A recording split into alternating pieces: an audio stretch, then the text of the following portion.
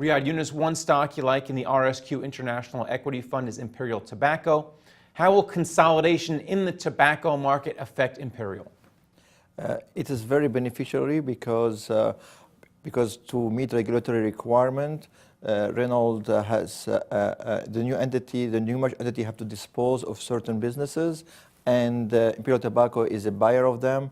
So it's going to create some kind of potential of improving their market share in the US from 2.5% to 9%. In addition to that, there are other factors that will help Imperial Tobacco. One, the improvement in the economy in Europe, as well as the bootleg and the black market is been in a decline over there, which help volume and pricing.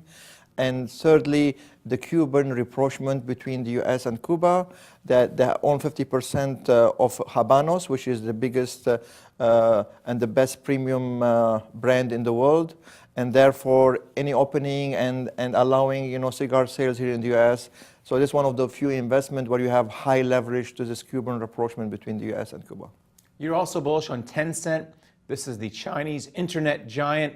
So people are talking about a slowing in the Chinese economy. Yes. Will consumers keep spending online at Tencent? Yes. This is a very good question. So what's very important to know is the Chinese government is trying to rebalance the economy from manufacturing away to consumer spending. So in a sense, what the government is doing is good for consumption in the economy.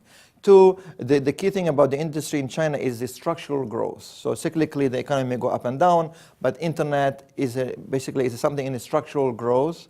This company is, as you said, is a dominant player in China, and excellent management. So in terms of two things, migration, they used to be dominant in the PC industry when the PC was the main venue to reach online, and now they're even more dominant via mobile. Secondly, in terms of monetization, I mean, they were the innovative and pioneers in terms of monetizing, converting user into gamers, and gaming now is more than 60% of their income.